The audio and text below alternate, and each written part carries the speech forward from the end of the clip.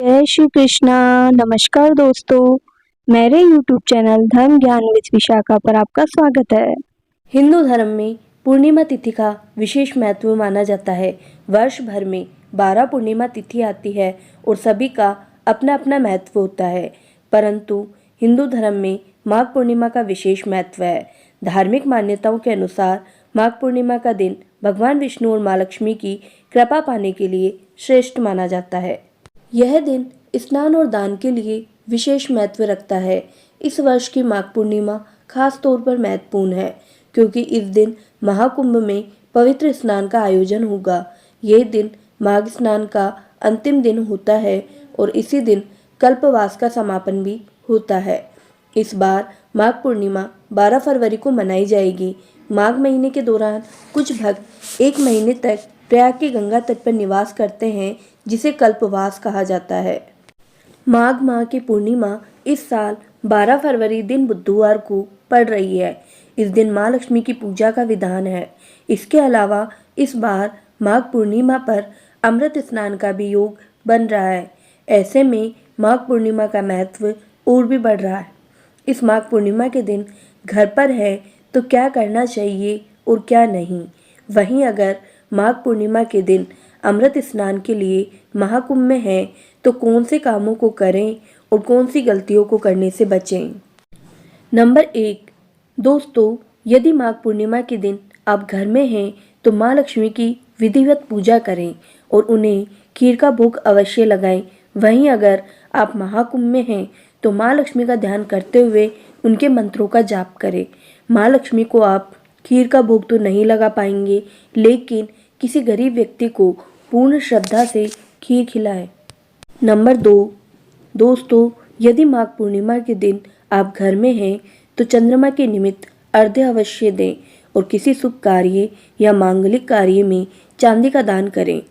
वहीं अगर आप महाकुंभ में हैं तो माघ पूर्णिमा के दिन अमृत स्नान करते हुए रात के समय चंद्रमा के बीज मंत्र ओम श्राम श्रीम श्रोम क्षय चंद्रमशे नमः का 11, 21 या 51 बार श्रद्धा से जाप करें। नंबर 3, माघ पूर्णिमा के दिन यदि आप घर में हैं या महाकुंभ में एक लाल कपड़ा अपने पास रखें।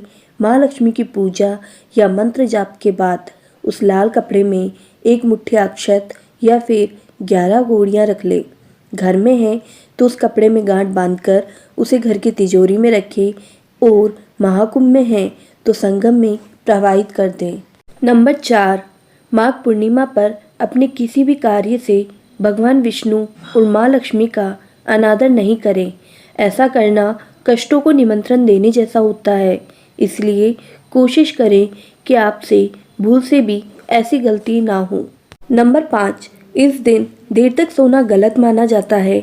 आप जल्दी उठकर स्नान करें और भगवान विष्णु का ध्यान लगाएं। इसके बाद सूर्योदय होने पर सूर्य को अर्घ्य प्रदान करें और जरूरतमंदों को दान दें। ऐसा ना करने से परिवार पर मुसीबतें आना शुरू हो जाती है। नंबर 6, माघ पूर्णिमा पर माँ लक्ष्मी और भगवान विष्णु से जुड़े हुए पीपल, हार श्रृंगार, आंवला, तुलसी और केले के पेड़ को किसी भी तरह की हानि ना पहुँचाए और ना ही इनके पत्ते तोड़े। ये सभी पेड़ दोनों देवों को अति प्रिय हैं और इन्हें नुकसान पहुँचाने से वे अप्रसन्न हो जाते हैं। नंबर 7, माघ पूर्णिमा के दिन दूध और चांदी का दान करने से बचना चाहिए।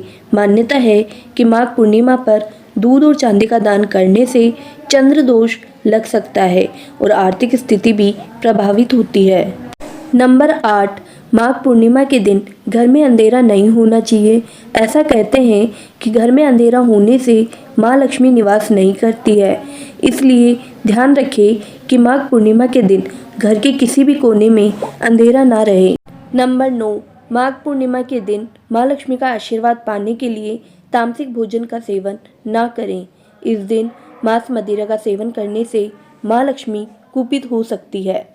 नंबर 10, माघ पूर्णिमा के दिन फटे पुराने या काले रंग के कपड़े नहीं पहनने चाहिए। पूर्णिमा तिथि माँ लक्ष्मी को समर्पित है, इसलिए इस दिन कटे फटे या काले रंग के कपड़े पहनना शुभ नहीं माना जाता है। माँ लक्ष्मी का आशीर्वाद पाने के लिए आपको गुलाबी या लाल रंग के कपड़े पहनने चाहिए। नंबर 11, हिंदू धर्म में गाय को पूजनीय माना जाता है। कहा जाता है कि गोवंश की सेवा करने से शुभ लाभ की प्राप्ति होती है। इसलिए मान्यता है कि माघ पूर्णिमा समेत किसी भी दिन गायों को न तो कभी दुत्कारना चाहिए और न ही मारना चाहिए। ऐसा करने से जीवन में कष्ट भोगने पड़ जाते हैं। नंबर 12, माघ पूर्णिमा पर भगवान विष्णु, माता लक्ष्मी की पूजा के साथ साथ पीपल के पेड़ की पूजा का भी विधान है। इस दिन पीपल के पेड़ की पूजा अवश्य करनी चाहिए।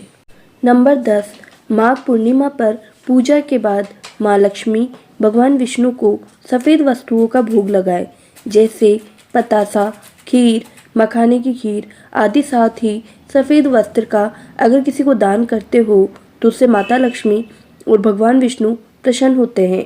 घर में कंगाली दूर होती है, लक्ष्मी उस घर में वास करती है और पैसों की बारिश होती है।